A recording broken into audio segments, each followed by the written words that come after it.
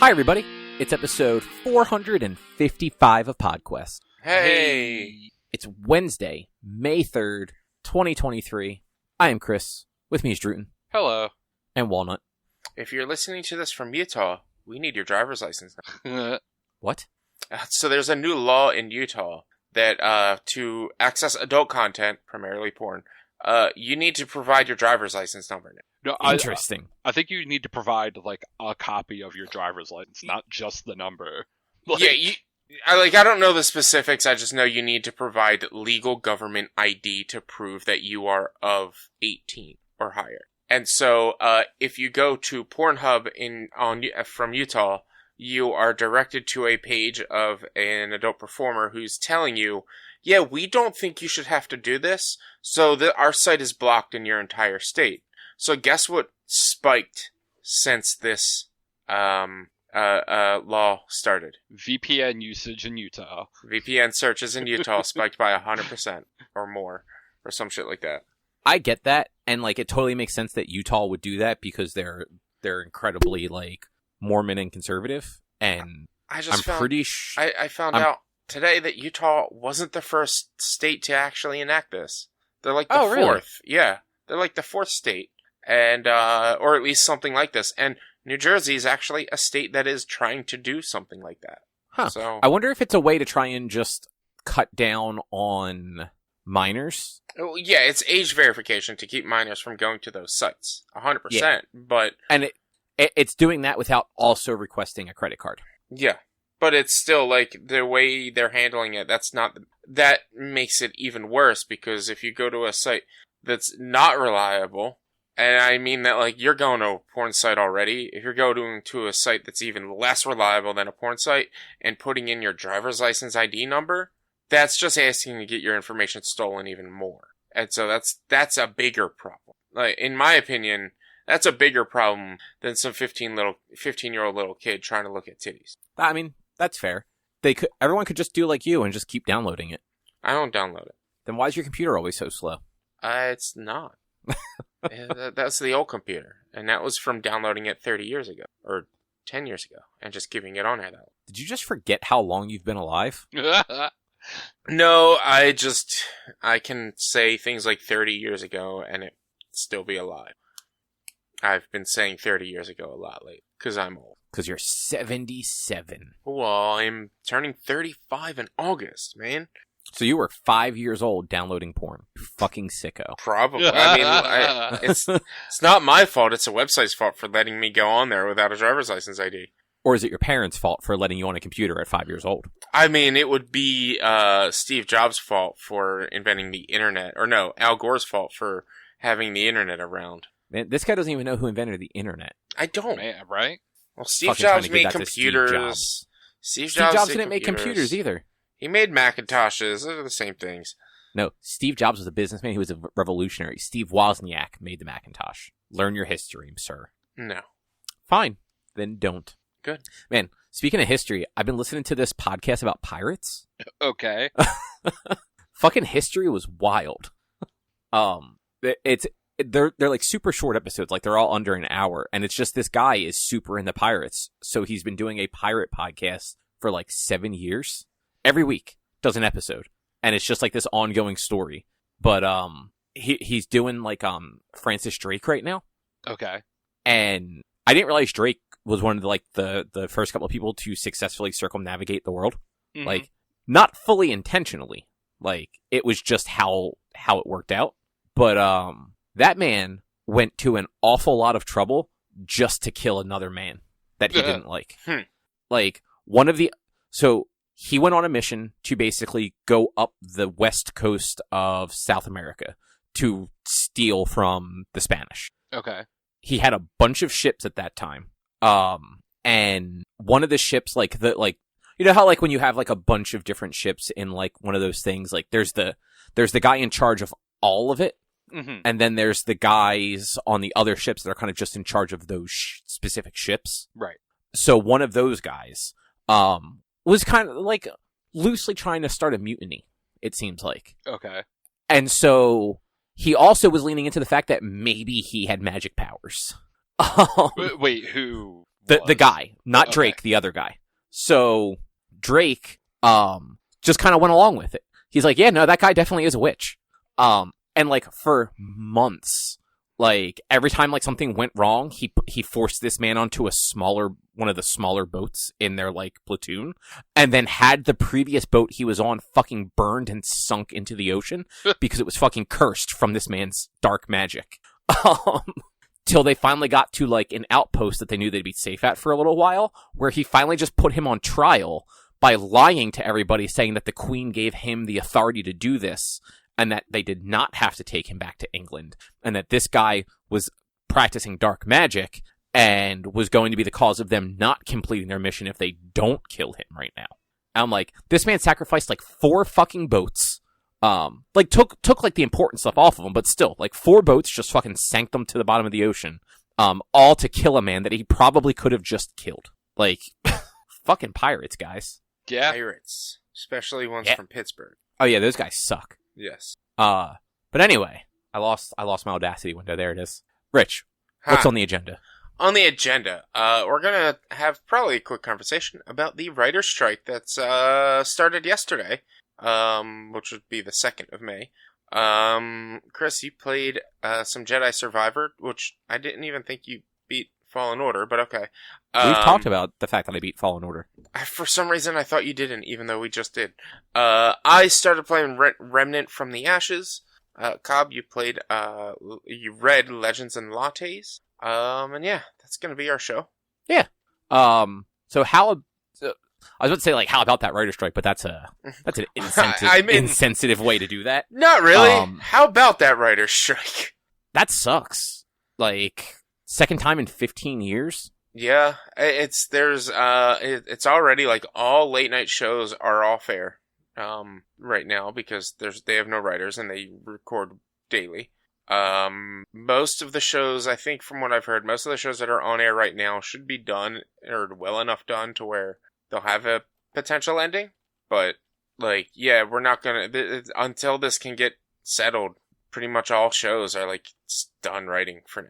Yeah, like I saw, like you said, like all the late night shows are basically done because they're basically run by the writers. Like, it's not like they have jokes like canned that are topical. Well, yeah, it's a day-to-day thing, especially like specifically like you can go with like Colbert and those late night shows. Like, it's straight up day-to-day. Like, they start writing for tomorrow's show the second they wrap on writing today's show. Like, they don't. The only thing that they probably pre-plan is the guests, and that's it. So any bits or anything like that, like they're not going to be writing those. They can't write those unless they want to be scab. Yeah, but it's also so it's a little bit of a weird timing too. Well, not weird timing, but do you guys remember the previous one in the 07-08? Vaguely, not really. Yeah. So, if I'm remembering correctly, it happened like fall into winter. So like it happened like early part of like the fall season that year into like the mid season. Cause it was like 100 days, I think I saw online earlier.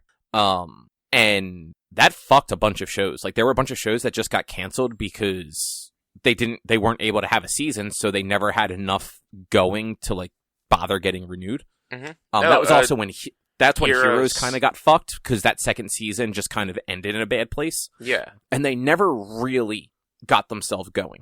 But in this case, it's actually at the end of the season. So a bunch of shows are actually probably already done filming. Mm-hmm. So what's the things that are getting halted are the streaming platform stuff that kind of gets made all and released all year. Mm-hmm. And some of the stuff that just gets like a really big lead time. Like I saw Yellow Jackets had just started writing for its 3rd season. Its 2nd season is only like 5 episodes in. Yeah. And I'm assuming, I think that's a show that they film the whole show before they even start releasing it. So it's not going to impact this season from coming out, but there's a chance that there's going to be a longer delay before the next season. Mm-hmm. So like weird stuff like that. And I saw Cobra Kai shut down their writer's room for season 6. So not sure how far along they were, but like, you know, there's some stuff that's being impacted. Great. These high school teenagers are going to be 30 by the time this series ends. I mean, aren't they already? I mean, I don't know. They're probably mid-20s. I don't know how old they actually are, but like they're gonna be. They're supposed to be maybe high school graduates by the end of this season. And yeah, so I was gonna say, are they even actually juniors in the show? they are aged out of the All-State tournament. I know that much. Oh, that's right. I forgot that happened. So, like, they cannot do the tournament, which is why they did this new tournament at the end of most recent, or they're building up for the new tournament at the next season, is because, like, they were aged out as of the last tournament. That was their last year doing that tournament. Right. I forgot about that part of it. And I think that was supposed to be 16 or 17. So I think they're supposed to be, like, high school graduates at best by the end of this season.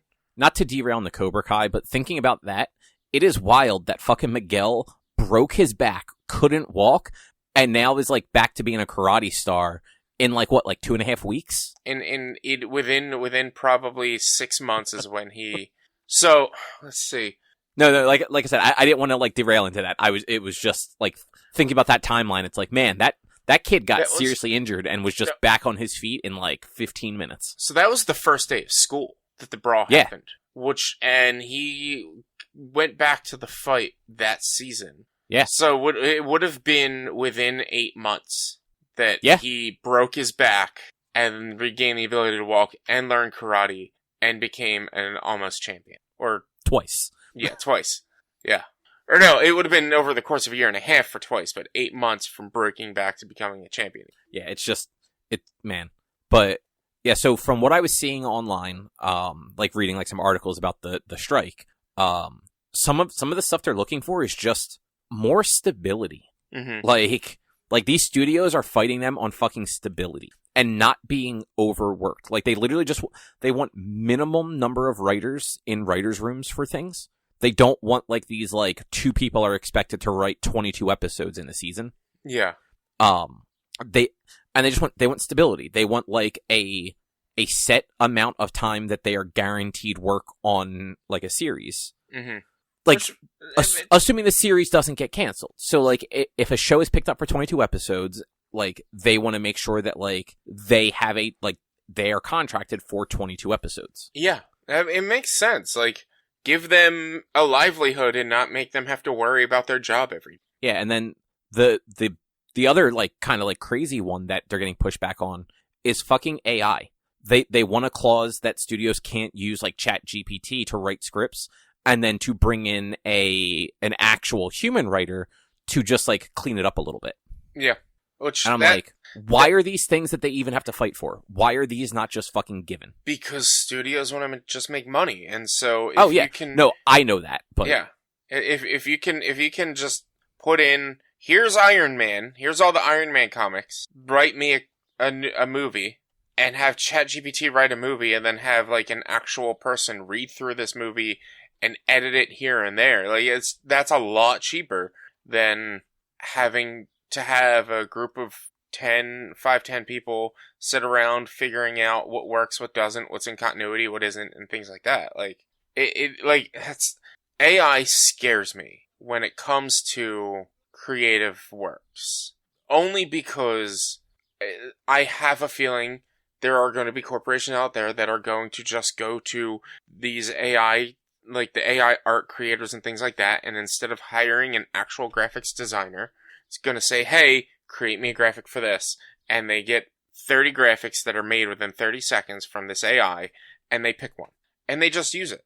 And it's just like, that's going to destroy the gig industry, basically, and the art industry, or the graphic design industry. And like, that's going to be like that with writing and everything else. It's scary how bad that this could be with these things. Yeah, no, I agree. Like, I think some of the AI stuff can be cool. I think there are cool applications for it. But there's also things like the art and the way that the Writers Guild has to fight to not have that just be a thing. That like it's unnecessary. Yeah, like I totally agree. AI should be used as a guide. If you're going to use AI for things like this, It should be used as a guide. If you have an idea of what you want, but you don't know how to do it or don't know how to make it, you use AI as a guide, and then you show it to whoever you're going to be using. And like, if you have a graphic design, it's like, this is what I want. You type it in an AI, it provides you things, and you're like, this is something similar to what I want. What can you do with it? And then they make it better. Or same with, like, if you have an idea that you don't really know how to flesh out, you type in the idea and you type in what you have, you give it information, and maybe it helps you and it pushes you along. But it definitely should not be used as the primary source of creation. Because that's just, it's not gonna be good. It's not gonna be good. Yeah. Like, I 1,000% agree. Mm-hmm. And like, I saw like some pictures and stuff online of the picketers, and some of them literally had signs that said like AI can't write Succession and stuff like that. And it's like, that's true. Like, you could totally pump a bunch, like you said, like pump a bunch of like comic books into ChatGPT and have it spit out like probably a working story, at least for like something like that. But those the Marvel movies are kind of lowest common denominator. Like, they are made for mass appeal. Like, something like Succession is incredibly well thought out and emotional on like different levels. Yeah. But it's like, that's also, it's like, AI could write it. It's you put 100 monkeys in a room and they eventually will write Shakespeare. Like, it is, AI can get that. It can get to that. But you are straight up stealing jobs and stealing information from other people, because that's how AI works. It's an amalgam of all of the works in history. Hey, write something that's as good as this. And it could. It definitely could. But it's taking themes and ideas from everything else that it read to put together this thing that could potentially be really good, or will be absolute shit. Yeah, I agree. And I hope that, that like this, you know, like, I hope that the Writers Guild gets like a fair deal and, you know, can like get back to work like in short order. Cause like, the strike sucks for everybody. It sucks for the viewers that want to see stuff. It sucks for the actors that want to act, and it sucks for the writers who, like, they're not getting paid right now. Like, they are on strike, like, basically like forfeiting their right to a paycheck to try and get like a better deal for all of them. Like, and that includes people that are like, you know, you have your big name writers like that are like showrunners, that they have the money to just kind of sit on their hands and wait. But like the bigger names don't, or I'm sorry, the smaller names don't. Like, the guys that are just in the writer's room, like, they don't just have millions of dollars sitting in the bank so that they can just not work for a while. Yeah. It's like we were talking about talk shows. Like, any of the talk show writers, they're not going to have that money. They all, like, most of them live in New York or around New York. They're not going to have the big bucks to be able to sit around for too long, because like they're I don't know. They're not that big. They're not they're not the names yet. Like, if we were to kick this back 20, 30 years or whatever, Conan O'Brien, while he was writing for Simpsons, if they went on strike, Conan O'Brien would be in it during Simpsons era. Conan O'Brien would be in a situation where he'd be like, all right, well, I can only last 2 weeks without a job. It's, you know, all these big names start somewhere, and it's on these shows that you're not even going to know their names until they get something that really hits. Yeah, exactly. And like, if you watch any of the shows that do like the behind the scenes sort of stuff, where you're seeing like actors that are playing writers, like, the people writing those shows are writing themselves as, like, you know, I live in a fucking studio apartment. I barely make ends meet. Yeah. There's a reason they write themselves that way. Because, like, it's kind of where they are. Yeah, exactly. Like, it is just a bummer all the way around. So hopefully they can wrap this up and figure it out. But it's just, it does suck that, like you said, it is good timing. Well, not really good timing, but it is. Yeah, there's timing. never good timing. But it is like good. It's decent timing for the fact that it's nearing the end of the season, close to hiatuses, or like season breaks and whatnot, to where for the consumer, you're not really going to notice a difference potentially, but for everyone in the industry, it's gonna hit. It's gonna hit, and like, yeah, the actors are probably going to be fine. Producers, directors, they're all probably going to be fine. But like the writers themselves is gonna possibly hurt big time. Yeah, and it probably is important to say that like by like good timing, it's good timing as a viewer. Yeah, and as the crew on a show who like I didn't say crew before, but yeah, there's all the crews on movies and shows that also do not make millions of dollars a paycheck that are also going to be out of work if there are no scripts for shows and movies. So it's like, yeah, it's good timing for that sort of sense where, all right, well, their work is winding down for a few months, most likely anyway. But had this happened in the fall, I feel like there would have been a little bit more of a push from the bigger studios to find a resolution quicker, because like all their shit is going to fail if they don't actually have shows to show people. Mm-hmm. Like they bank on new shows like doing well for them, and if a show only gets 4 episodes before it's just on kind of an indefinite hiatus, those shows are not going to survive. Yeah. Like you said, we saw that back in 2007 and 8. Like, even big shows like Heroes is a big show. It barely survived the writer's strike. Barely. And yeah, like it got 2 more seasons after the writer's strike, but it never actually recovered. Yeah. Like that, the second season started off good, but it ended, I think, less than 12 episodes. So it was just like, they just kind of had to wrap it up as quickly as they could. Yeah. And if I remember correctly, it ends on a cliffhanger, but it's not like a proper, like, it was definitely meant to be the mid-season cliffhanger that they would have then resolved in the winter when the show came back. It's been a long time since I watched Heroes, though. Yeah, me too. It was a good show. It was. Yeah. But, Cobb, yes. you played Jedi Survivor? I did. Well, I didn't. I played some Jedi Survivor. Let's say that. Yeah. It is more of the Fallen Order. Like it's good. Yeah, I've seen a few people playing it, and I'm just like, man, this game looks like it rocks just as much as the first one does. So it's cool they did not. The first game was very Metroidvania in a lot of ways. They did not make you do that, sort of like strip Cal of all his abilities.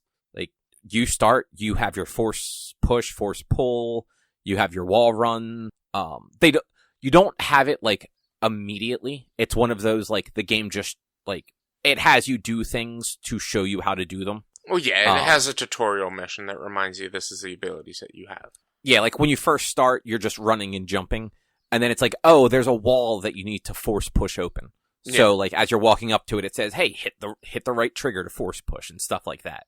But even your lightsaber right out of the gate, you have single blade and dual blade, and then the first like boss encounter, midway through it, he scripted breaks the lightsaber in half so that you can dual wield. Yeah.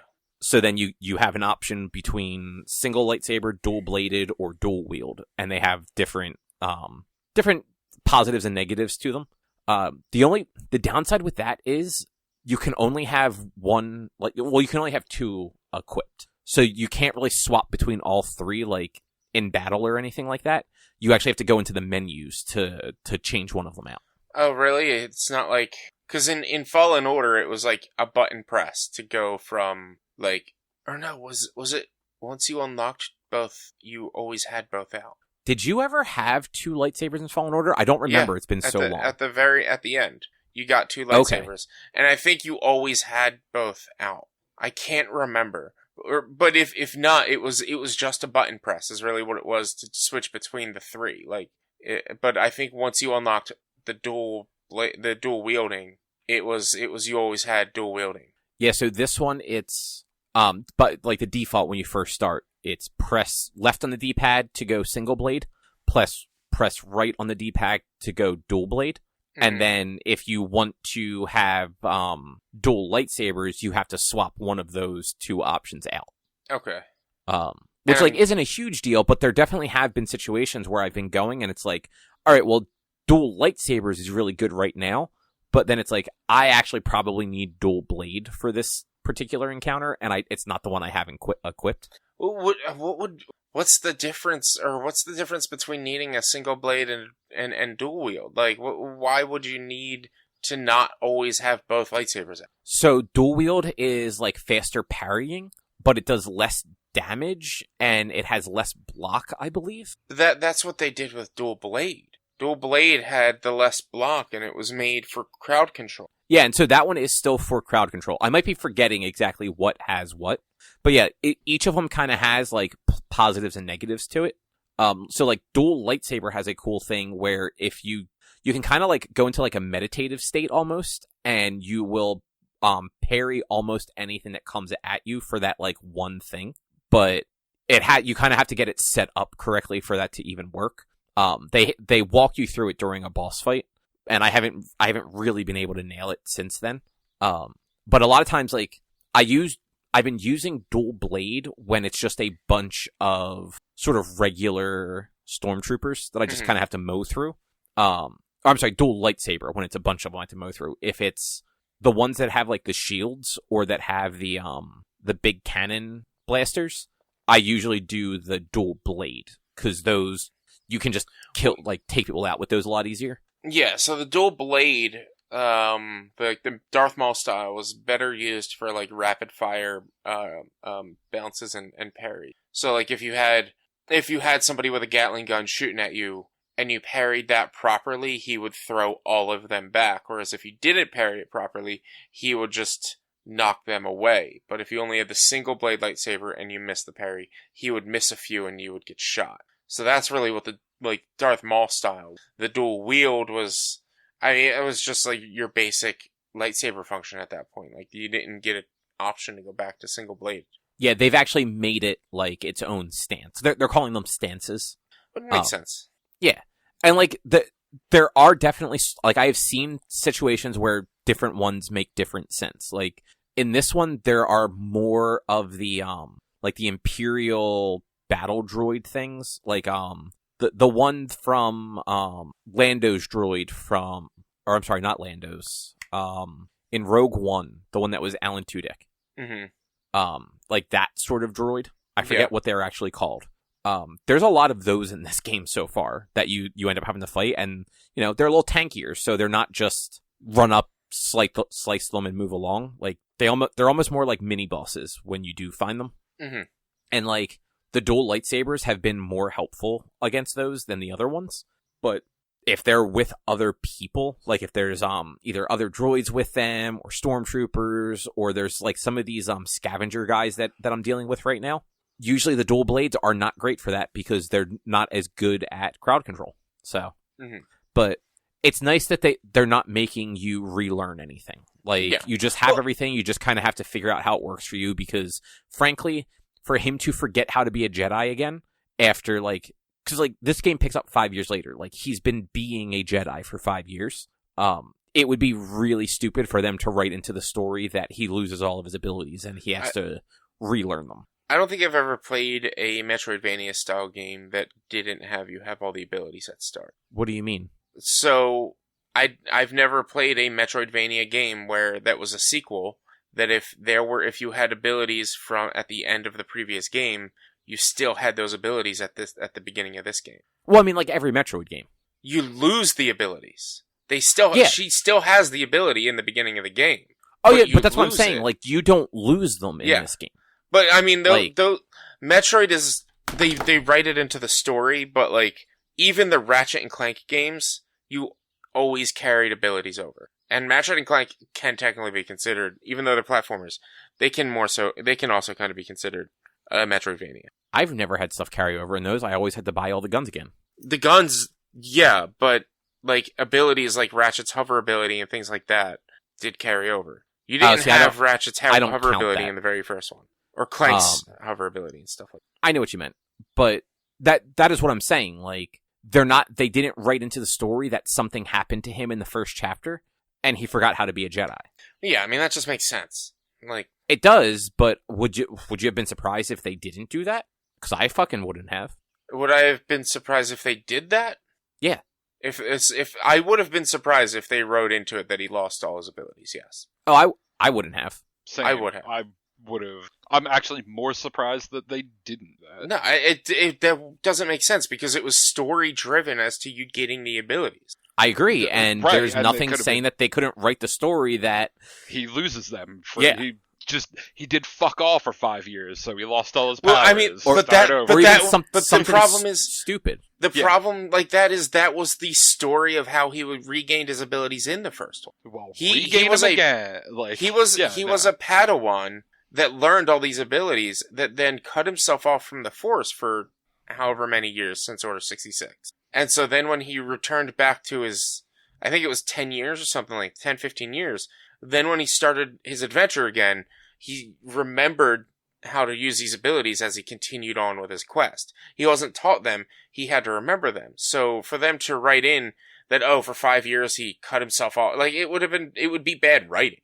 Like I don't know how you could write out them losing that ability. Him losing that ability. He got hit in the head and has amnesia. Well, no. So, like, legitimately, they could have written something like, so in the Star Wars universe, there are creatures and stuff like that can cut off a Jedi from the Force. Like, literally, like they lose their connection to the Force.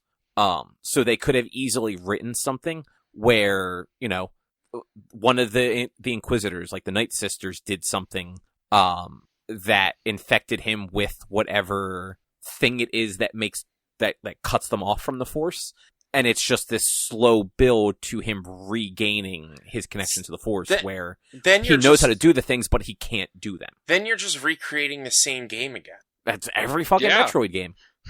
No, but it is, but it isn't. Like no, like I don't know. I don't. When it comes to that, like, yes, Metroid, she has to regain her ability, or not Metroid, Samus has to regain her abilities.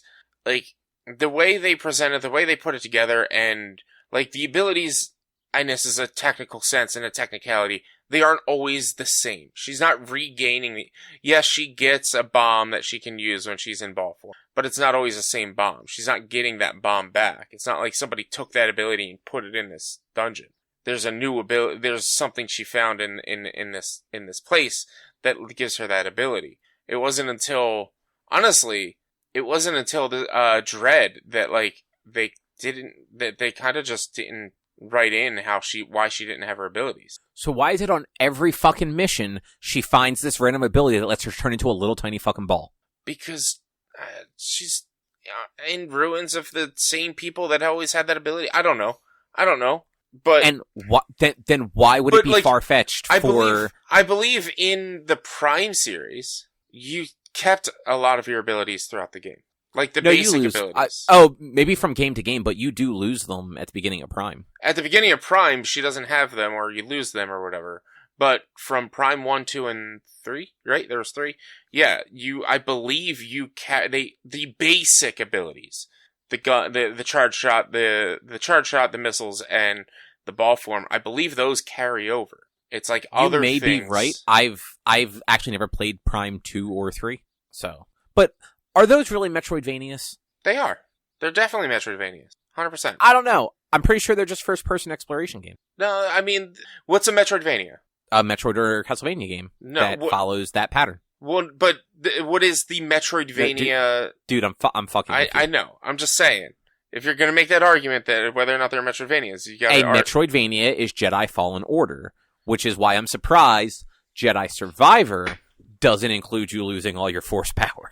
Jedi Survivor, I'm sure, still has Metroidvania styles. So far, like, there hasn't been any, like, ability stuff that would be that, like, you would necessarily consider that way. The closest things is like your skill tree, like getting more health and Force stamina and all that stuff. And some of the fancy moves. Do you have the grappling hook yet? No, I didn't know there was a grappling hook. Exactly. Oh no, yes I do. I'm sorry, I forgot all about that. I never have to use it. There's puzzles that you have to use it. There's parts and puzzles that you'll have to use. So you get it at the very beginning of the game. You actually have to fix it because it's broken. Mm-hmm. And then you use it for like the second half of the first like level. When you get to the second planet, you're kind of out in the wilds, so there's not really a reason that you would need a grappling hook where I'm at right now. I do know at some point you apparently do get the ability to use a blaster, which I think is kind of funny. Mm-hmm. Like, you basically can dual wield, like, a lightsaber in one hand and a blaster in the other. Okay. But, like, as far as the story is concerned, so far, it's interesting, too. It's 5 years later. Cal has been working with Saul Guerrera, and the rest of his crew has kind of just scattered. So, Grease, Seer, and what was the Night Sister's name? Like, Mirren or Marin or something like that? I can't remember. You know who I'm talking about, though. Yeah. Yeah, like, they're all gone. It's just Cal and, BD-8 on the Mantis. And, like, Cal, for some reason, got to keep the Mantis from Grease. And, yeah, he's doing missions for Saul. And that's kind of how it opens up. And at the second planet, they start tying you into the High Republic stuff. Like, you find a droid from the era of the High Republic. Mm-hmm. That, it was like a Jedi droid. Well, not a droid that was a Jedi, but, like, a droid that was owned by a High Republic era Jedi. Yeah. So, I'm interested to see where that goes. You still get, like, the workbench where you can customize stuff. They give you you still can do all the lightsaber colors straight out the gate. Like, they don't make you find new crystals or anything like that. But you find, like, different components for upgrading, the look of your lightsaber. I haven't gotten any ponchos yet, but I have gotten some other cosmetics for Cal, and BD-8, which are neat. Mm-hmm. And from what I hear, there eventually is a poncho, but it's, like, just one, and you have to unlock it. That sounds about right, because that was basically all you got for him. Yeah. So far, the little bit of, like, Cal cosmetics I've had have been, like, different clothing for him and a different type of beard. Mm-hmm. So there's that. I do think the combat's easier. Could be. Yeah. I expected Richie to say something against that. I haven't played it, so I don't know. Well, no, I just expect you to say, well, the first one was easy. I mean, kind of was. So I don't play, like, the Soulsy games where, like, you have to think about combat a little bit more, which Fallen Order, like, I feel like it wasn't as punishing as those games, but it still had the sense of, like, it's not just run in, fucking button mash your way through it and, like, move on the way a lot of like, hack and slashes would be. And while this is still that, I just feel like it's not as punishing as the first game was. Yeah, I mean, so I don't know. I can't comment because, like, the only thing I would say is the first one you started off with just a single lightsaber. And so you didn't have, like, because you didn't have all your abilities unlocked, you didn't have everything that you could, all your offensive abilities unlocked, that by this point, like, it makes sense, the fact that it's only been 5 years and he's been continued working with Saul for this long, that he continued to be able to keep up with his combat ability to where, like, he's not relearning how to fight, and so he is a better fighter, and so the combat might be easier, in a sense, because he's more attuned and connected to the Force than he's in the first one. Or just, they made the game a little bit easier. Yeah, because had I just played Fallen Order the way, like, you did just a few months ago, I might just be like, okay, well, I just played through the first one, so, like, I've got, like, that muscle memory, and, you know, regardless of if I think the game's easier or not, like, I guarantee Fallen Order got harder as I went. But, like, the very first fight, or the very first boss fight is one of the Inquisitors. Mm-hmm. And I died against them a bunch in Fallen Order just because I was too reckless. Like, I don't dodge and block the way that you're supposed to. I just kind of, like, run in, slash a whole bunch, run away, run back in, slash a whole bunch, and fucking hope for the best. I'm bad at parrying. But, I mean, yeah, but you're also comparing the first time you fight an Inquisitor is halfway through the game in Fallen Order, whereas Wait. I don't know how long within 3 hours? Was it really that far in? Yeah, the first Inquisitor you fight is the big guy, or the big girl. Inquisitor or, sister? So the sisters are Inquisitors. Yeah. So her, the really big one that you cut her arm off, I don't think you fight her until halfway through the game on Kashyyyk. For some reason, like, in my mind, it was earlier than that. But yeah, I mean, you played it more recently, so there might have been an encounter or two with the main Inquisitor that you dealt with, but, like, there was one encounter on the first planet, but you only had to get her to maybe down a quarter of her health. So, like, you didn't have to fight her legit. Like, you did have to fight her legit, and it took me, like, 2 or 3 tries. But, like, it wasn't a fight to defeat, to kill all the way down. It was, like, the first time you had to take the enemy all the way down to 0 HP wasn't until halfway through the game.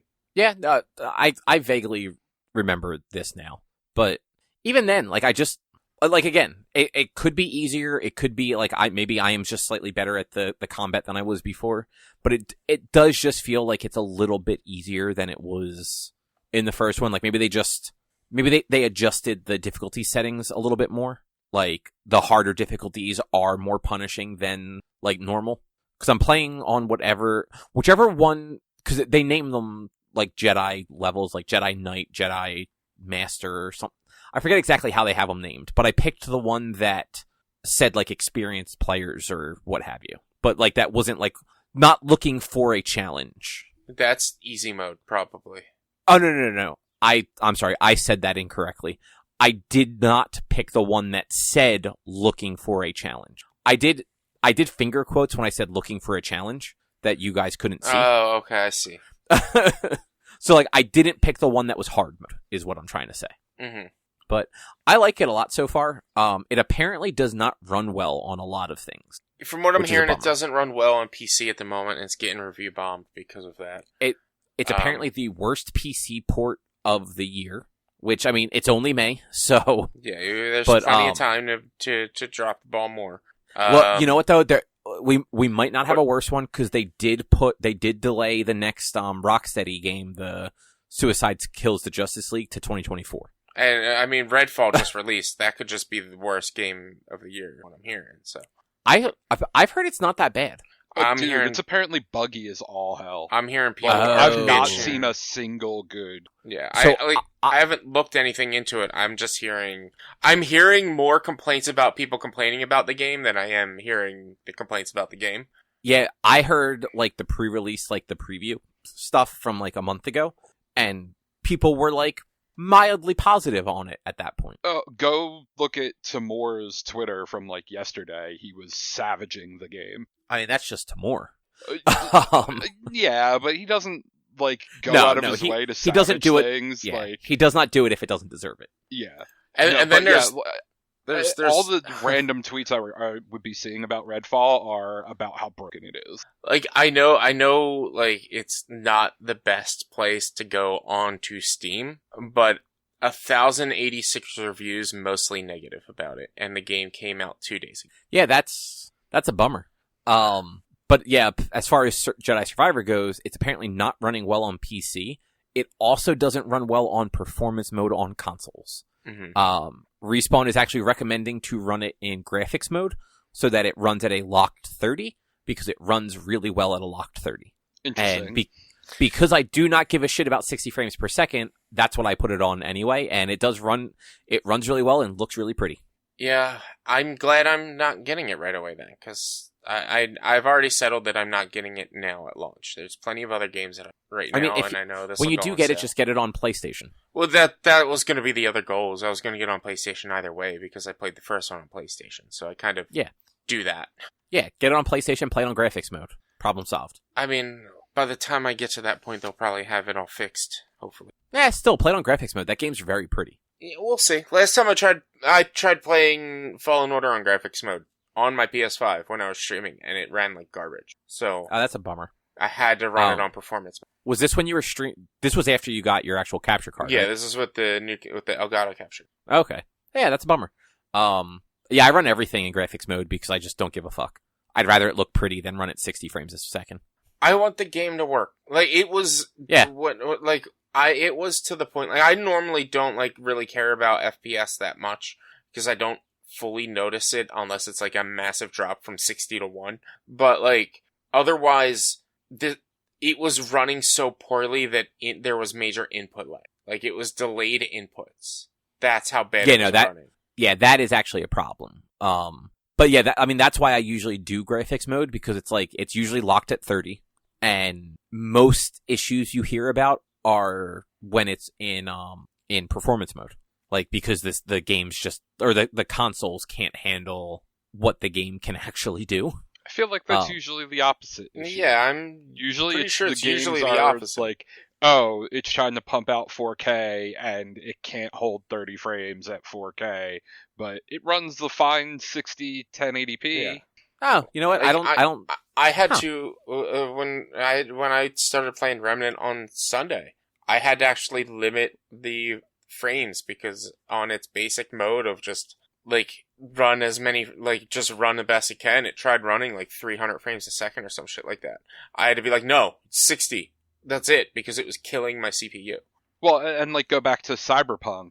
Cyberpunk was like, okay, it's playable on performance mode. If you tried to put it on graphics mode on console, it was like, no, these things, it can't get to 20 frames solid on graphic, but it's running at 50 to 60 on performance. I'm pretty sure I played it on graphics mode on Xbox. The Xbox was where it was not. Oh, bad, that makes sense.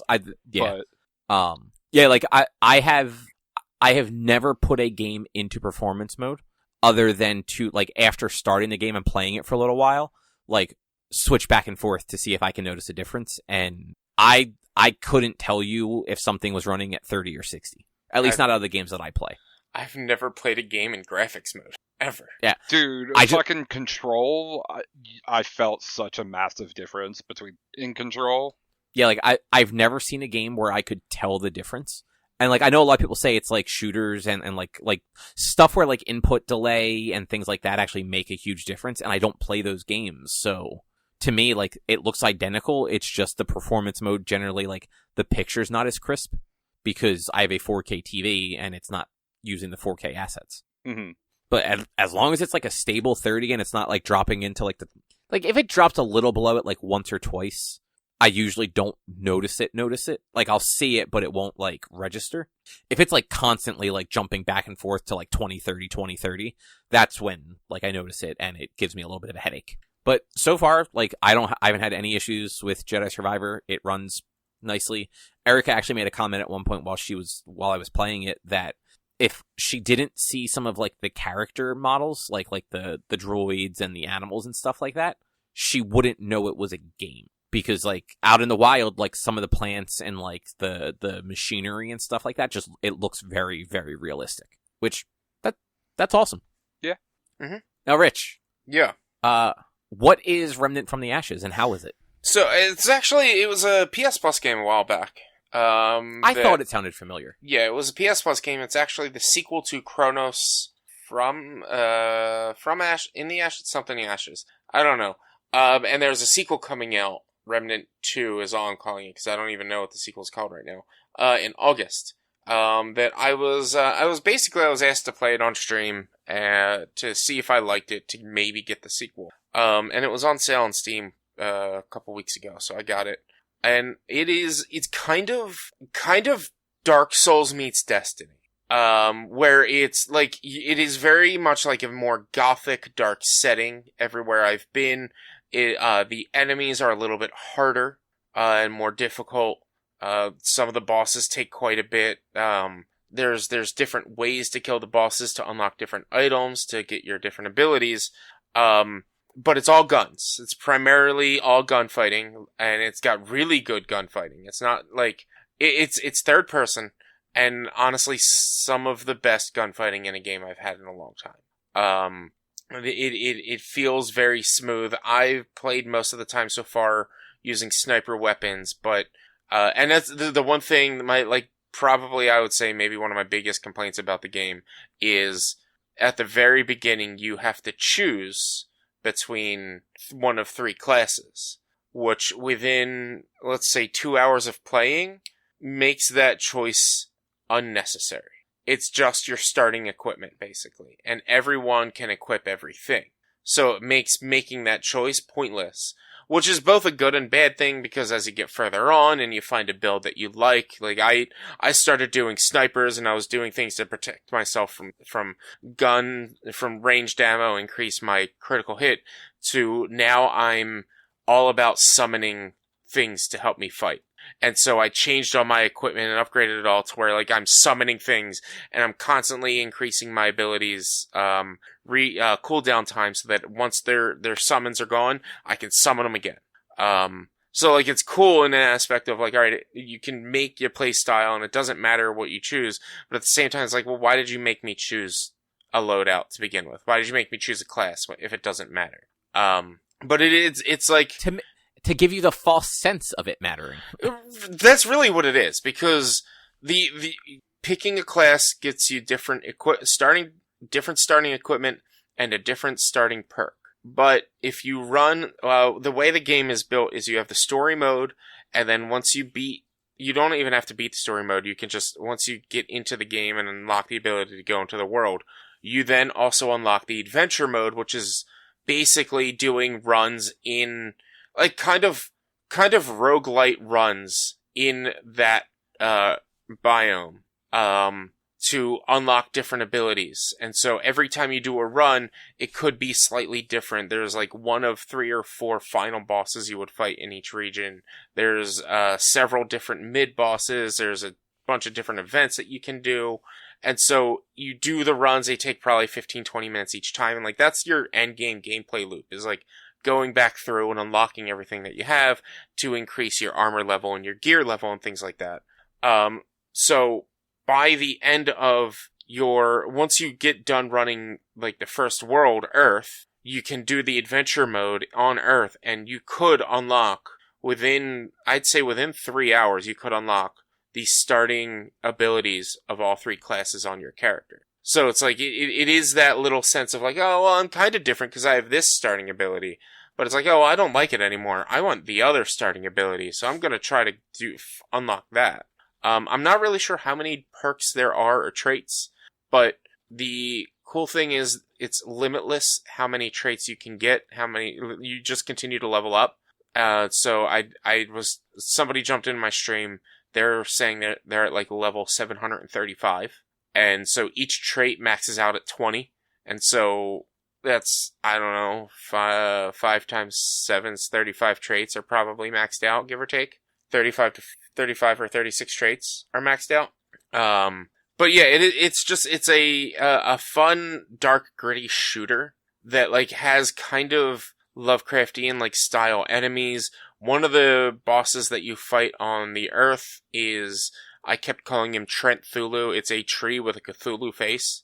And it's just, I'm having a lot of fun playing it. It's just a very different game than I'm used to playing. And in a sense, like, it's very lore heavy, but it's not very story heavy. So it's like right down my alley. So it is very much like the Souls games then. Yeah, it's very much Souls, and it's Souls with like, and I say Souls meets Destiny because it is also like the gear style and the world, I believe, gets stronger as you get stronger. So it's all about your gear level and not your actual level. And so I'm like running around at gear level 15 because I have my armors upgraded to level 15. I have my weapons upgraded to level like 15 or 16, and things like that. And it's just all about the gear that you have and the loadout that you make. And it's also kind of, I don't remember if you guys play it or try to any of Outriders, but it's also very, like, it's kind of very, like, kind of feels like Outriders as well, where it's like, your character just somehow becomes awesomely strong. And it's like one of those games where, and I was talking about this last night, I was like, it's just one of these games where your character becomes super strong and godlike. And it's just, it does it in such a fun way. But also at the same time, your loadout may be strong in some instances, but terrible in others. And so you have to know when to manage and change out and decide which loadouts you're going to use. I wish they had like a loadout template thing that you could fill out so that you didn't have to swap back and forth manually. You could just be like, all right, I want to use this loadout now, or I want to use that loadout. But yeah, it's not, unfortunately not very story heavy, to a point of I want to, the next time I play, which might be Sunday, I want to just streamline beating the game so that on Monday during work, I can find a lore dump video and just listen to all the lore. Because there are books and books and books of things to read to learn about the lore of this game that I am super interested in, but I am a slow reader and it's going to take me 20 minutes to read a single book that they have laid down for me to read. Like, I flipped through the pages and it took me a literal, like, minute and a half to flip through all the pages in one of the books that I came across. Yeah. Like, I get that. Like, it's weird. There are often times in games where it's like, there's all that lore and, like, story stuff that you kind of have to go out of your way for. And like you said, like, spend a while reading a bunch of stuff. I'm always like, this all looks really interesting, but I'm just not going to do it. Yeah, and like when I play like Resident Evils and stuff, I'll read the lore because it's usually like a single page. When I played Hi-Fi Rush, I would read all of the things that I found. But playing this game with how many pages there are in each book, and I'm just like, goes on and on and on for 20 pages. And like they're not long pages, they're not like full book pages, they're diary pages with like one entry written into it. But it's still like kind of a paragraph written into each page that I'm like, even if I weren't streaming, I wouldn't be reading it. I'm like, this is a lot. I want to play the game. The game play is fun enough to me to where I want to know the lore, but I don't care to find it out right now. I want to be read the lore. I want an audiobook of the lore or a video on YouTube or something like that for the lore, rather than focus on reading it for 20 minutes on stream with my voice being annoying for that entire time. Well, just get really good at reading and start doing like ASMR videos of you reading the lore. Well, what I would need is just like a voice changer, and I would just set the voice changer to do a nice voice. Because that's my other thing, is I just don't like the sound of my voice. And so I feel like if I talk too much or read something, my voice is going to be annoying. That's fair. I can understand that about your voice. But yeah, it is definitely a very fun game. Like, I think, Drew, you might like it. Kav, I know you wouldn't. Drew, no, it sounds terrible for me. I think you might like it. It was free on PS Plus. Give it a try. Unfortunately, there's no crossplay, which is why I had to buy it on Steam. That's lame.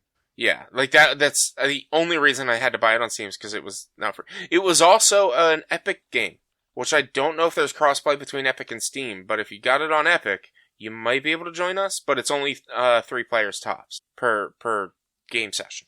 Steam and Epic players can unite. Oh, interesting. Yeah. So I wonder if I did get it on Epic. Yeah, I didn't. I looked that up. I didn't. But yeah, it's you might enjoy it. Give it a shot. Like, it's not the most polished game. But it might feed into your looter needs, like your Diablo looter needs, kind of. Not really. No. It's more Destiny. Just like it would feed into this thing, but it really wouldn't. I'm trying to be like there is a lot of stuff to collect and a lot of loot, but at the same time, it's not Diablo loot. It's more Destiny loot, where it's like everything is set. It's not random what you're getting, where you go and what you grab. It's set always in these same regions, the same locations. But like if you were to run through the game after picking an item up at a higher armor level, you might pick that item up at a higher level, but it's always going to be at that spot. So if you run into this spot again, you're always going to find that item. So it's not Destiny, it's not really Diablo looter style, and I liken it to Destiny more about the armor level, as well as just like the shooting in general makes me feel a little bit more Destiny. But I'm enjoying it a lot. It is becoming one of my weekly games, so I'm probably, after we clear the story, it's probably going to like alternate back and forth with Monster Hunter and this each Sunday. I'm going to be like, alright, let's do Remnant this week, or you know what, play Remnant for a couple of hours. I kind of want to play Monster Hunter now. Let's jump to Monster Hunter, jump back and forth. Because that's how like the end game gameplay loop is. There is also a roguelite mode, called the survival mode. I haven't done that yet. I want to beat the game before I try that, but it's like progressional, and like the more zones you go into, the harder it gets and things like that. And one thing I do want to try, which I don't know if I will or how long before I do, is they have the ability to set a hardcore character, which is a permadeath character. And like I kind of want to give that a shot, but I want to like play through the game and beat the game first before I try hardcore, because I don't really know if like any of my gear will carry over if I try to make a hardcore character, if it's just straight up level 1 hardcore or not. But it's also one thing I don't really know if playing on harder difficulties makes a difference. So we tend to really just run everything on normal difficulty, because what's the point in doing it on hard or insane difficulty mode if I'm not getting more experience? Just for the fun. That doesn't become fun then, because there's no reward, in my opinion. That's fair. Like it's like the risk and reward, and it's like if there's no actual reward for doing it, then it's not fun. It's just aggravating. Yeah, that's fair. Yeah, I do have it on Epic, by the way, so you might be Maybe able I to join will. us. Definitely give it a shot. We'll be playing it again probably on Sunday. Probably beating it, and usually I have a full team with me, Shahid, and Evan, but that was on Sunday. It was me, Shahid, and Evan, and then Monday and yesterday, neither of them could, or Shahid couldn't join us either day. So you might be able to join us from time to time. yeah, we'll see. Cool. So it's basically just like a once a week game for now. Oh well, no, it's once I beat it, it'll become once a week. But right now, I'm just sticking through it. It's not long. I'm like halfway through already after only 2. I did, let's say, I put like 4 hours into actually playing through the story over the course of the 3 sessions, and then the rest of the time was like running the adventure modes and stuff. So it's like I'm more than halfway through, or so. I'm like halfway through at this point. I've gone through 2 locations, so it's not a long game. But once I beat it, it's just going to be like, all right, we'll jump into it and maybe get some fun runs into it, some fun roguelike runs or whatever into it and whatnot. Okay, that's cool. What's your main game going to be? Like after that? So once I beat this, the next game is going to be Star Ocean, what's it called? Something Infinite Divide, I feel like it is. Oh, let me find it. Let me find it on my Steam watch list. That was requested by another streamer while I was playing Tales of Arise. They wanted me to do Star Ocean. They redeemed points for it. So the next game is Star Ocean: The Divine Force. Right. I remember you talked about that before. Which that game's going to be like a 40-ish hours or something like that, and it's got like mid reviews. So like I'm not 100% looking forward to it, but I'm definitely willing to give it a shot and hoping that it's actually at least fun enough to play and beat. But that's not going to be, it's not going to be as strict of a beat timeline as Tales of Arise had. Tales of Arise was like, all right, well, I have to beat this before April so I could do Apex April. This is just going to be like a few nights a week I'll play this, and if I want to play something else instead of this for a night, I'm gonna. And then after that, I'm actually running a poll on Twitter right now, which by the time this comes out, it's probably not running anymore, for either Bloodborne, Sekiro, or Demon's Souls. And Demon's Souls is winning at the moment. But I don't know if I'm going to play that right away after Star Ocean or get Zelda first. That makes a little bit of sense. Yeah, because I know I've already determined that I'm getting Zelda soon. Because it's a Nintendo game. It's not going to go on sale. Exactly. And Jedi Fallen Order will go on sale. I've apparently it's already on sale. What? Fallen Order? Or Survivor? Yeah. Let me see. Not on Steam, it's not on released. Man, fucking Breath of the Wild is still at least $40. Yeah. But that's fucking stupid. Yeah, so I think I don't know if I'll do Demon's Soul or whatever Souls from Soft game immediately after that, or if I'll get. It probably depends on how long it takes for me to beat Star Ocean first to determine what I'm going to play next. But yeah, it's probably going to be either it'll be Tears of the Kingdom or a FromSoft game, and whichever one I don't do next will be the one I do after that. Nice. Yeah. That should be fun for you. Yeah, I'm trying to, like, really trying my damnedest to lighten my schedule, because, like, to make it not as much as a frantic rush to beat things and to do things, like, I definitely learned during Resident Evil October, but also during Apex April. It was just playing one game and having that goal and trying to achieve it.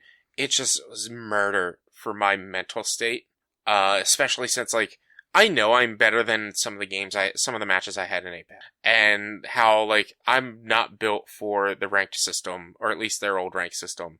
I wasn't good with it. I wasn't good at it. I had to get consistent first or second places with that old system in order to rank up, and I wasn't able to do it. But it's also because I had that rush for Apex April, I had to beat Tales of Arise not very rapidly, but a lot more rapidly than maybe if I took a day off each week to play something else. I wouldn't have been so, like, frustrated at the end of that game, to where it's like, man, this game just needs to be over. Yeah, and that's the thing with like giving yourself those like time specific goals for things. Mm-hmm.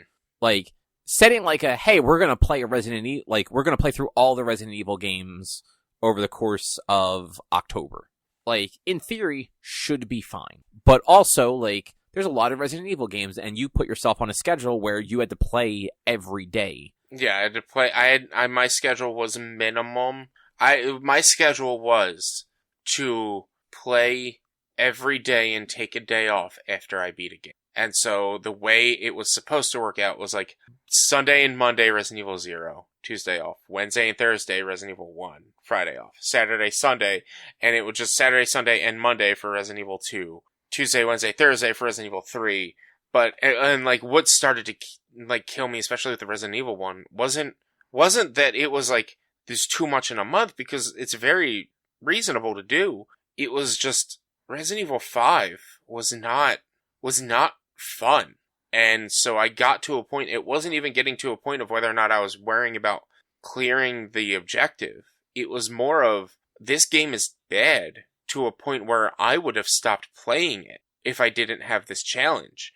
And I'm running behind because I lost a day from trying to get it loaded up because of all the issues with trying to be able to play it. And the final boss took 3 hours to kill because it sucked on single player. That I was just like, I was just so over Resident Evil during 5. Luckily, like 6 and 7, honestly 6, because it was so different, really reinvigorated the challenge. And then 7 and 8 were fucking blown me away. But like, yeah, I like doing these challenges, but I need to settle down with like the timeline or the necessity of the challenges, or like, honestly, when it comes to Apex April, I should not have put it right behind Tales of Arise. I should have changed it to, like, not in April. I should have done, like, May. I should have done this month or the next season or something like that.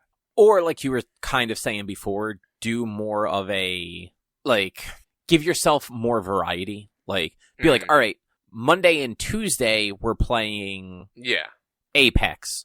Thursday we're going to play something else. So the problem with that is, when it came to Apex April, at least, was you were set on. You only had 36 days or something like that, 40 days in the season. So every day outside of Apex, I was losing time and trying to rank up because the season is so limited, or that the seasonal split is so limited to whatever it is, 40 days or something like that. So that's why I felt the need to push and continue, and like every stream has to be this game, because I only have 40 days to get as good as I can get.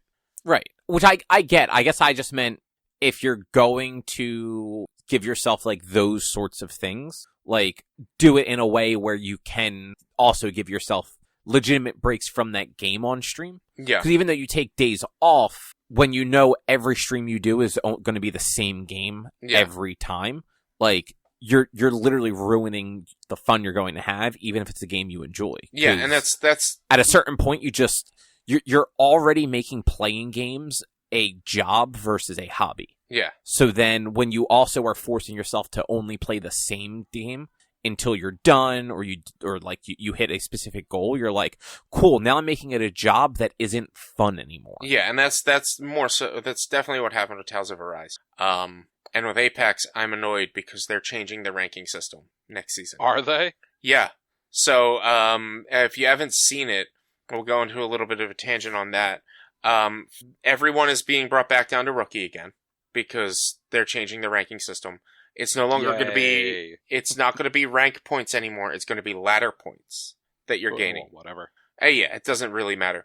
It is now basing, and anytime there is a seasonal split, everyone goes back to rookie. It's not like you only go back to rookie during a change, but there's also no more season splits. So a season, instead of it lasting 2 sections of 40 days, it's going to be just a full 80 days. So they're basically making the seasons longer, or giving you more time to rank up, essentially. And it is basing a backdoor match, a behind the scenes matchmaking algorithm based on your previous ranks and the ranks you've achieved will determine when you start off as rookie, will determine like bonus ranks and things, bonus points and things you get throughout matches and your skill level in the matches to basically push you to the rank you're supposed to be and match you up with people that have had those previous ranks in the past.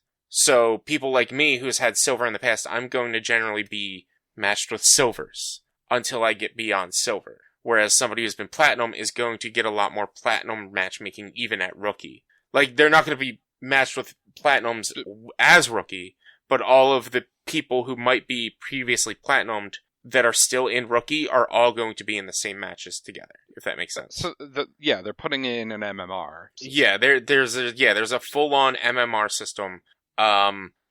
They're now trying to push more about wins and less about kills.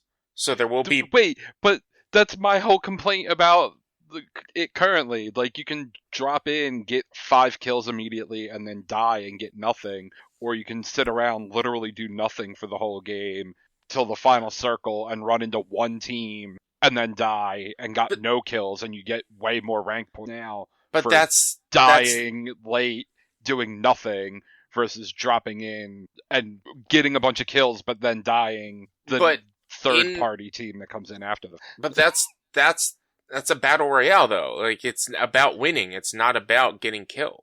But I feel like they need to do a better middle ground. Well, I think they're working on. There's going to be like bonuses for getting killed, which is how the current system was. Like, if you get a kill, you get KP.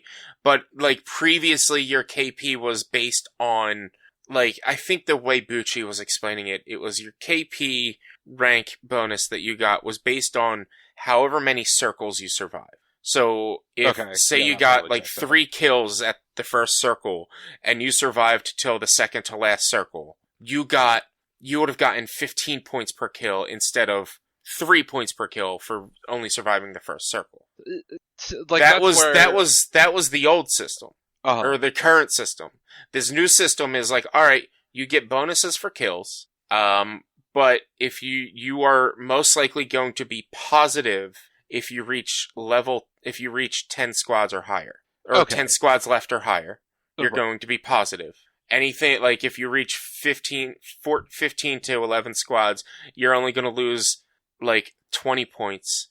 And then anything under that, you're running a deficit from 11 and up, 11th place and higher. Regardless of what you do otherwise? Well, no, minus bonuses and things like that. There are bonuses, like they went into it a little bit, but one of the bigger changes, there's 2 of them. Number 1, it's 1,000 points per rank no matter what.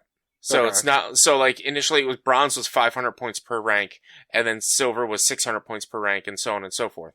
It's 1,000 points total per rank. So from bronze 4 to bronze 3 is 1,000 points. Bronze 3 to bronze 2 is 1,000 points.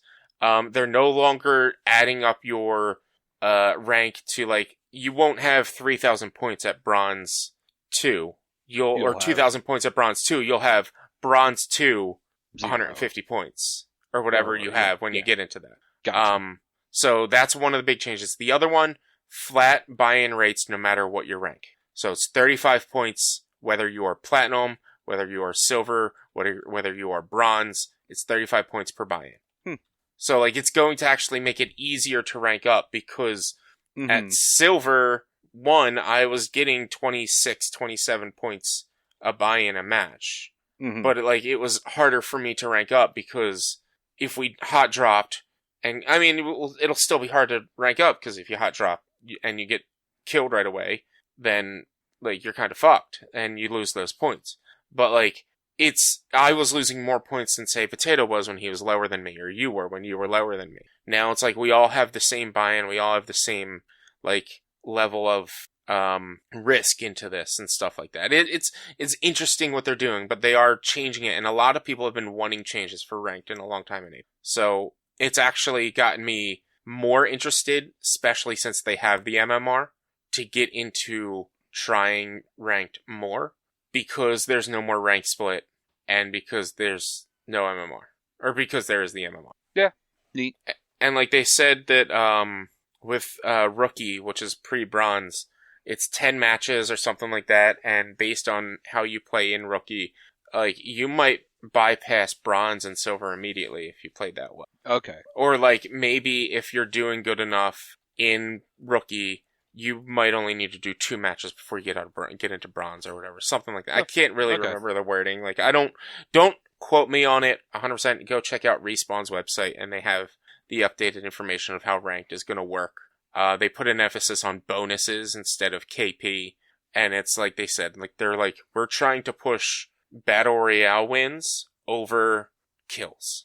Because this is a Battle Royale. Yes, you're going to get into fights, you're getting into kills, and so you'll get a bonus for getting those kills. You'll get a bonus for getting 2,000 damage that match and doing really good. But it's more about getting to 5th place, 1st place, 2nd place, whatnot. Yeah, like those should definitely matter. I just always felt like it was like too dependent on that currently. Like you could have a game right now where you get like 5 kills, get to like 10th place, and you lost KP. I'm like, I had 5 kills and I got halfway through and I wound up like a -2. I'm like, the fuck.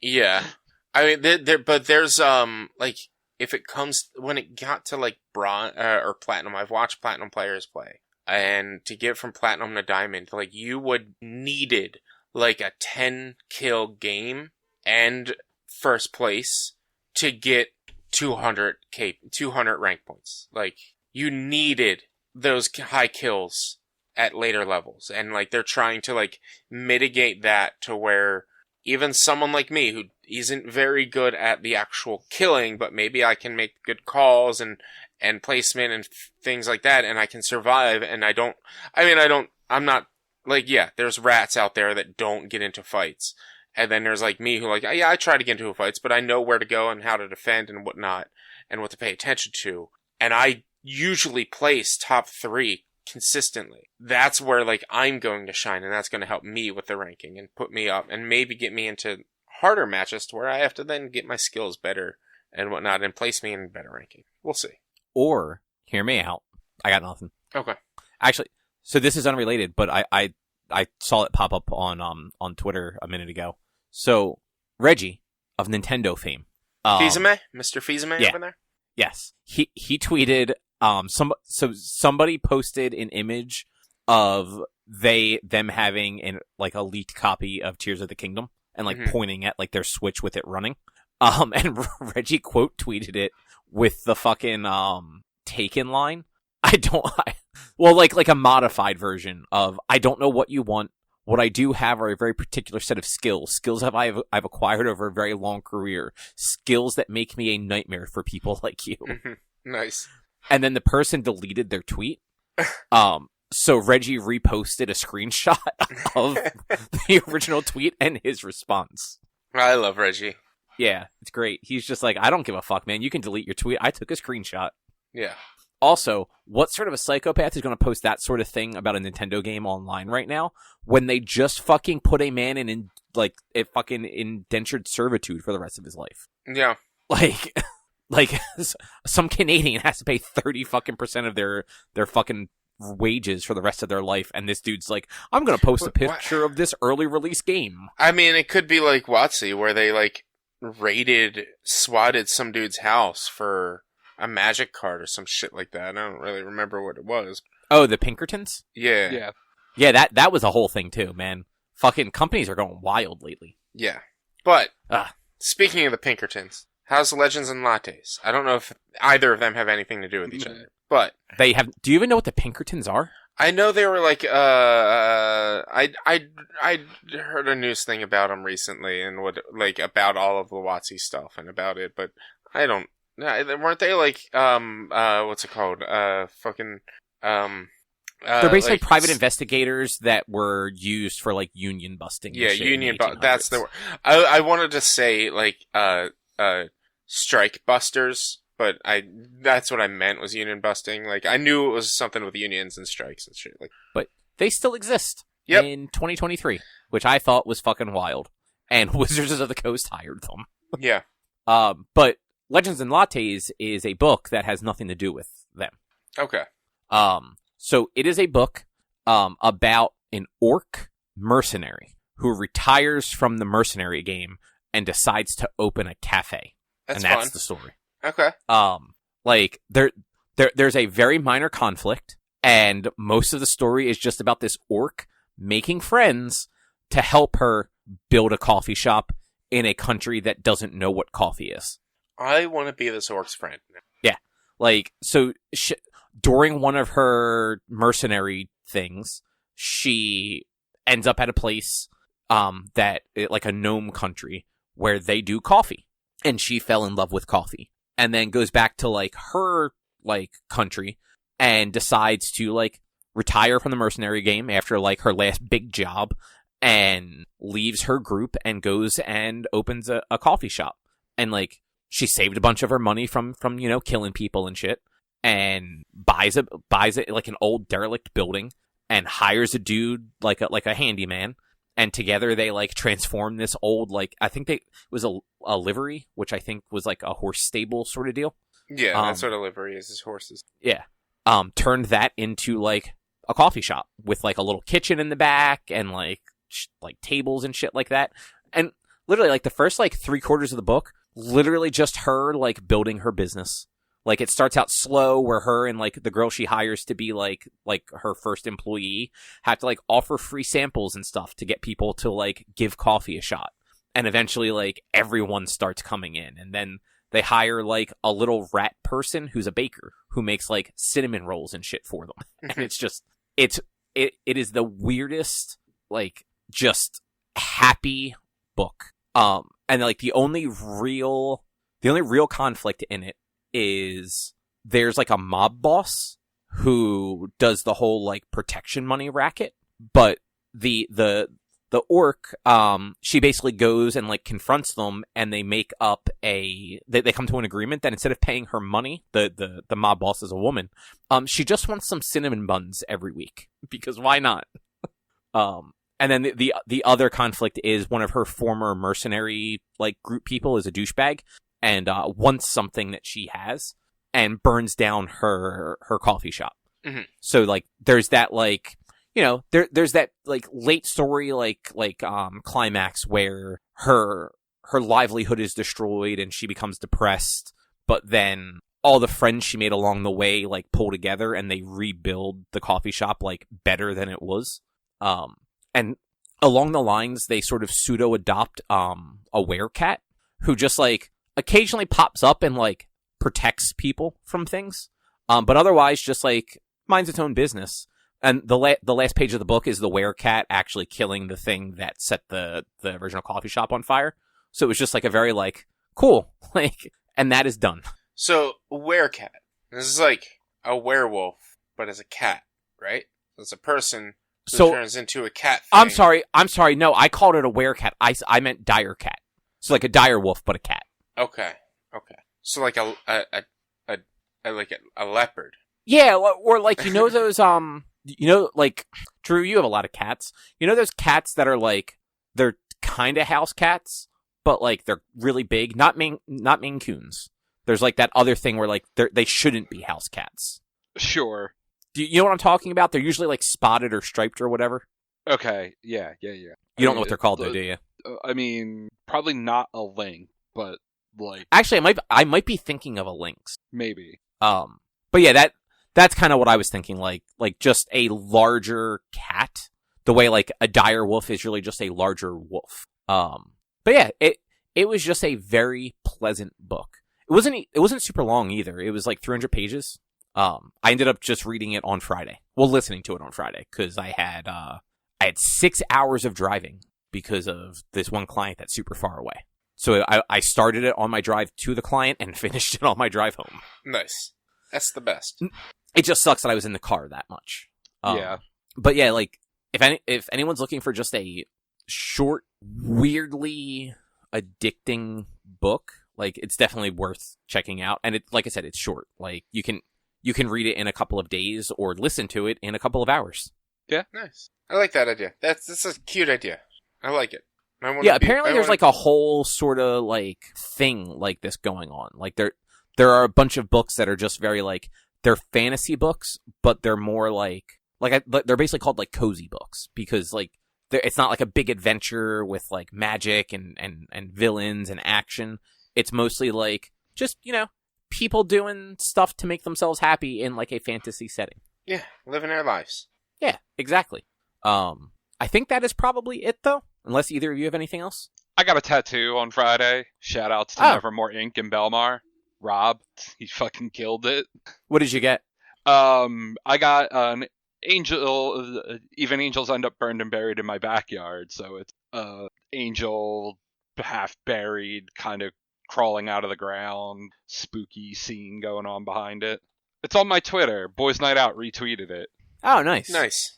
They quote tweeted it with "I just can't help myself," which is the line right before it. That's fun. Yeah.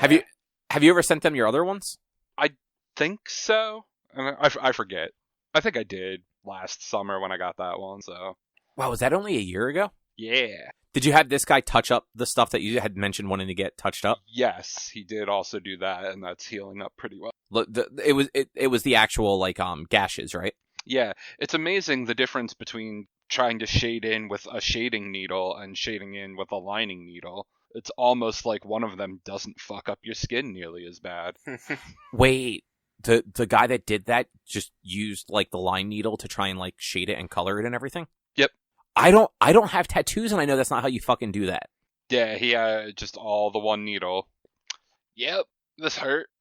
Whereas getting the one on last Friday, I legit dozed off at one. Like, just between the, like, perfect temperature, the just, like, white noise of the tattoo guns, because there was another person getting a tattoo in there. I was like, okay, I'm comfortable, because I was, like, laying and had my arm across, like, a bench type thing for him to just tattoo, and at one point I was like, okay, how long just passed? I don't remember. Which, I mean, like, that's the way to do it. Yeah. One of the other artists there, Mike, has some really cool, like, anime and Pokemon designs that I was like, nice. Man. Like, he has the original 3 Evolution Pokemon cards, but, like, they're kind of tilted, and then it's like the Jolteon, Flareon, and Vaporeon are kind of popping out of it. Like, he has one individual for each one. But, like, if you go look up those original, Jungle set, or whenever those 3 first got in, like, look at those cards, and it's exactly those. It even has, like, the quick attack and whatever. I was like, if I liked any of those Pokemon enough, I would come to you and get that, because it just looked... Yeah, actually, that would actually be probably pretty cool. I think tattoos are neat. I'm just too indecisive to ever actually get one. Just get one. And then you'll want like, more. It's one of those things where, like, there's nothing that I like enough that I'd want to have forever, if that makes sense. Just get it anyway. Get one anyway. Look, I know people who got a door stopper. Like, the little twangy door stoppers on the bottom of the near your baseboard, like those. I know people who got that on their tattooed on them. Like, who cares? You don't have to like something that much. Just get something. Exactly. But I don't know if you guys saw my tweet the other day, but my tweet was it's just me. It's like, it goes, me. Man, my hair's really falling out a lot. Impulsive thought. Head tattoo is for your first tattoo. Oh, I did see you. Alright, I'll say that. Bad idea. I don't know, man. Rich, you shave your head, you get, like, a tattoo of a head of hair? No, Come on now.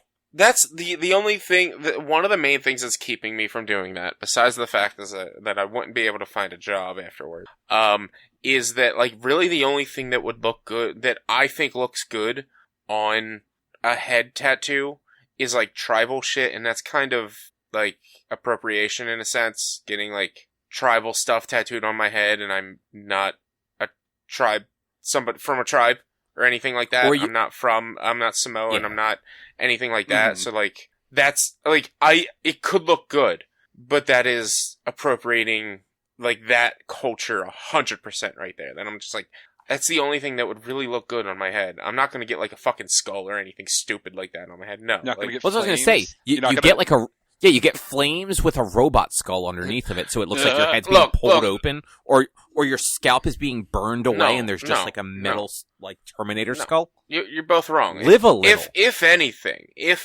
I just get racing stripes on my head. Get a Pokeball. Oh, Just get your head tattooed as a Pokeball. God, that would suck so much. That would be so much. It would just be the whole thing.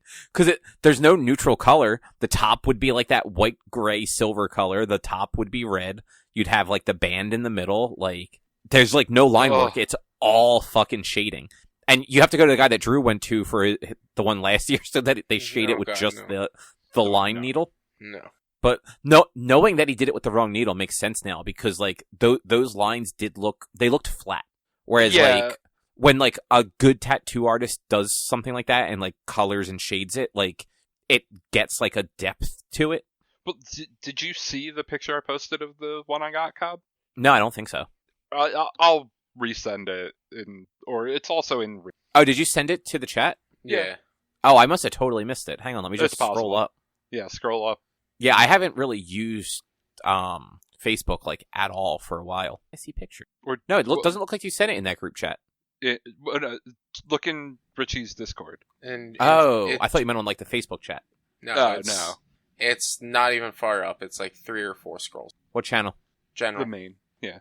Oh shit! Yeah, there it is. Yeah, no, I totally missed this. Yeah. Yeah, you see what I mean? Like the wings and everything. Mm-hmm. Because they were shaded correctly, they have like a depth to them. Oh because yeah. That's how art works. But like the ones like the cuts that you had before, like it looked like somebody just colored in like something in a coloring book, like with just like the red crayon. Mm-hmm. Like you could tell what they were, but there wasn't any like depth or anything to it. Yeah. So glad you got it fixed. Yep. But with that, we are probably going to be done for this week. Yeah. Next week we have our next book club, which is going to be the 2009 JJ Abrams Star Trek movie, which I think we were talking about is on Paramount Plus, correct? Yes. Cool. Other than that, though, if you would like to find some more of our content, you can head over to www.one-quest.com. You can also help us out by supporting us at patreon.com/onequest. If you can't support us there with your dollars, you can go to your favorite podcast platform, Apple Podcasts, Google Podcasts, Spotify, Stitcher, all those places. Rate us, review us, subscribe to us. It all helps. You can also find us on social media, facebook.com/onequestonline or at @1_quest on Twitter and Instagram.